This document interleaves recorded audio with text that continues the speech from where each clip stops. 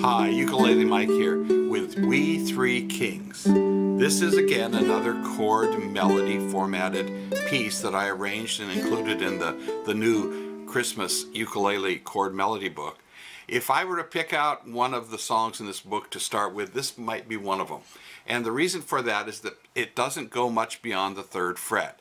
It all stays right down in this area. It's in the key of E minor. And once again, as in many of these pieces, not all 4 strings are played all the time. It's all done with the thumb, but at times you only strum across the 4th, 3rd, and 2nd string and stop right there. Don't go to the 1st. So you got to be very careful to read the tablature as it's written into the book, not to play the strings that are supposed to be muted. So the very first chord, you play all 4 strings, so it's just an E minor chord.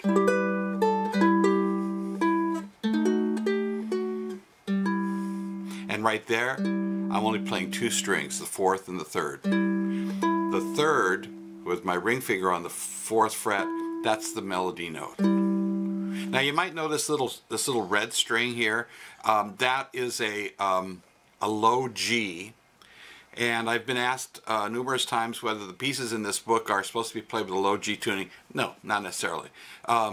In fact, they can all be played on low G or high G, because I've taken great care not to put the melody onto the 4th string.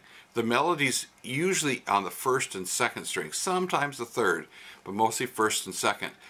The 4th string only affects the resonance or the fullness of the sound. The low G tends to have a mellower, more resonant, fuller sound, but you can play it with the high G as well. Oh, and by the way, recently I took out my baritone ukulele and I played some of these pieces on the baritone, and they sound great.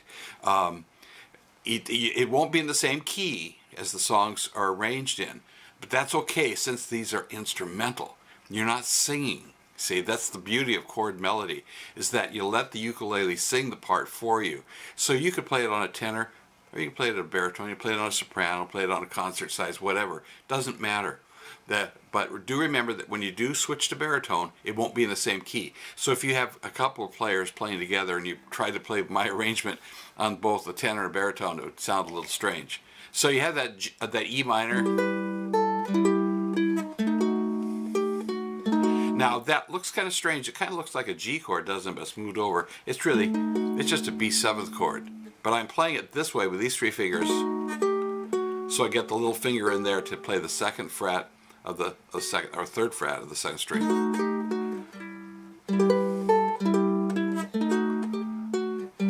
So quite often when you're working through these arrangements, you're going to find some chord forms that are a little strange. They're not your typical way that you would finger the chords, but it's necessary for getting the melody into the song. Another thing to keep in mind too, the ukulele doesn't have a lot of sustain. The sound tends to die quickly. So hold the strings down as long as you can. So when I play, see, when I play, I pick that finger off, these 2 are still down. They're still down. And then, now as a matter of fact, when I went from this chord, the E minor, to the B7th, I just slid my fingers down. I didn't pick them up and bring them down. Because the moment you pick your fingers up, the strings are cut off. The sound is cut off. Okay, so keep that in mind. Keep your fingers down on the strings as long as you can to emphasize or to increase as much sustain as you can get. So there's We Three Kings. Once again, it's from the Christmas Ukulele ebook. And keep in mind, this is a hard copy that I printed out for myself. What you would be receiving is a PDF form of this through email, $19.95, and you can purchase it through the PayPal button on my website. There will be more information at the end of this video on how to do that. So there you have it. We Three Kings. Have fun with it, and happy strumming.